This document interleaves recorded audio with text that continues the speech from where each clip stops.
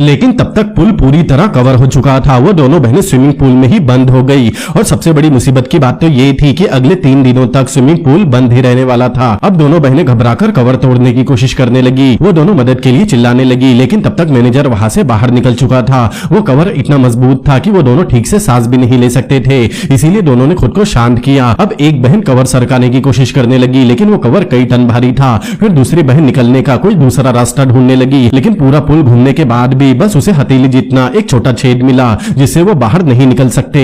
तब एक बहन पुल के कोने में जाकर फोम बोर्ड का एक टुकड़ा लेकर आई और उसे छेद को बड़ा करने की कोशिश करने लगी, लेकिन उससे भी कोई हल नहीं निकला। तब गुस्से में बड़ी बहन छोटी बहन से कहने लगी, ससुरी तेरी लालच की वजह से ये सब हुआ, अगर ऐसा नहीं होता तो हम खतरे में नहीं होते। ये सुनते ही छोटी बहन को याद आया कि उसकी अंगूठी अब भी पुल में ही फंसी हुई है। दरअसल छोटी बहन को पता चला कि स्विमिंग पूल के तल में उसकी बहन की अंगूठी गिर गई। तब उसने जल्दी से पुल में छलांग लगा दी, क्योंकि वो हीरे की अंगूठी थी। वो अंगूठी उठाने ही वाली थी, लेकिन उसे पता चला कि अंगूठी तल पर लगी जाली की गैप में फंस गई। उधर बड़ी बहन ने देखा कि उसकी बहन अब तक वापस नहीं आई, इसीलिए वो भी उसे बचाने पुल में कूद गई। जब दोनों अंगूठी को निकाल रहे थे तब वहां के मैनेजर को लगा कि पुल में कोई नहीं है, इसीलिए उसने पुल का कवर बंद करने का स्विच दबा दिया। फिर मैनेजर अपनी वाइफ के साथ डेट पर जाने के लिए घर के लिए निकल गया। जब कवर बंद हो रहा था तब छोटी बहन के बाल उस जाली में फंस गए। बड़ी बहन ने जैसे तैसे उसके बाल निकाले, लेकिन तब तक पुल पूरी तरह कवर हो चुका था। वो दोनों बहनें स्विमिंग पूल में ही बंद हो गई। प्रेजेंट टाइम में छोटी बहन वापस नीचे जाकर अपनी अंगूठी निकालने की कोशिश करने लगी। अंगूठी निकालने के बाद उसने देखा कि वो जाली थोड़ी ढीली है, इसीलिए वो जाली को तोड़ने उसे खींचने लगी ताकि उस लोहे की जाली से वो पुल के कवर को तोड़ सके। लेकिन अपनी पूरी ताकत लगाने के बाद भी उसे सफलता नहीं मिली,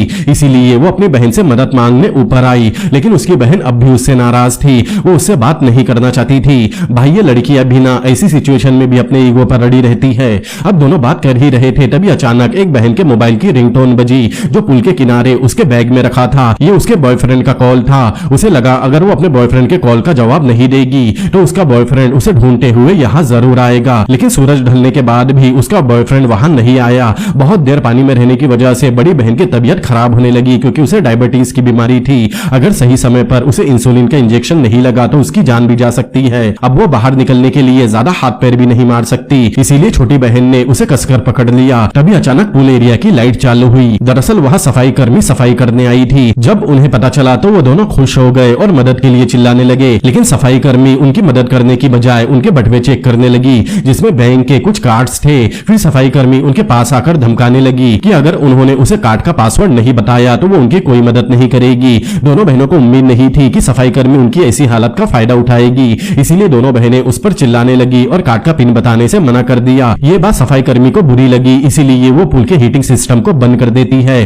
जिससे पुल के पानी का तापमान तेजी से गिरने लगा। अब दोनों बहनें ठंड से कांपने लगी। जिंदा रहने के लिए उनके पास कार्ड का पिन बताने के अलावा कोई रास्ता नहीं था, इसीलिए उन्होंने क्लीनर को पिन बता दिया। फिर वो क्लीनर बाहर जाकर कार्ड से बैलेंस चेक करती है। तब उसे पता चला कि उस अकाउंट में बस $90 ही थे, इसीलिए वो वापस आकर उन बहनों पर चिल्लाने लगी। तब एक बहन क्लीनर से वादा करती है कि अगर उसने उन्हें बचा लिया तो वो इनाम के तौर पर उसे 10 लाख देगी, लेकिन वो क्लीनर नहीं मानती। वो कहती है कि जब तक उसे अच्छे खासे पैसे नहीं मिलते तब तक वो उनकी कोई मदद नहीं करेगी। अब उनमें से एक बहन क्लीनर की इस हरकत से बौखला गई, इसीलिए वो फोम के टुकड़े को धार लगाती है। फिर उसने अपनी आवाज बहुत धीमी कर ली, जिस वजह से क्लीनर उस छोटे से छेद के पास आकर उनकी आवाज सुनने लगी। जब क्लीनर ध्यान से सुन रही थी तभी उसने फोम बोर्ड उस क्लीनर के कान में चुभा दिया, जिससे क्लीनर के कान में बहुत दर्द होने लगा। अब क्लीनर गुस्से में आकर एक स्विच दबाती है, जिससे पुल में बने कुछ छेद में से पेस्टिसाइड केमिकल निकलने लगा, जो बहुत जहरीला था। उन छेद को बंद करने के लिए दोनों बहनें अपने कपड़े उतारकर उसमें ठूसने लगी, लेकिन दोनों ज्यादा देर तक उस छेद को बंद नहीं रख सकती थी।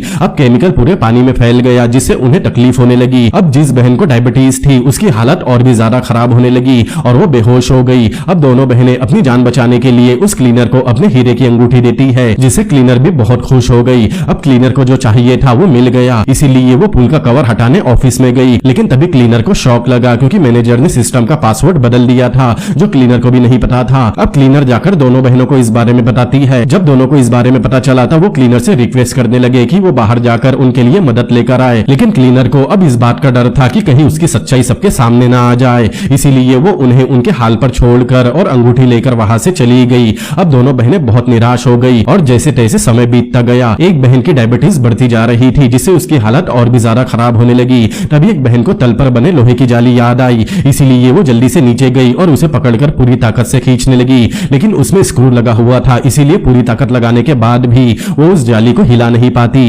इसीलिए वो अपने अंडरवेयर उतार कर उसे रस्सी की तरह इस्तेमाल करती है और जाली को जोर से खींचती है।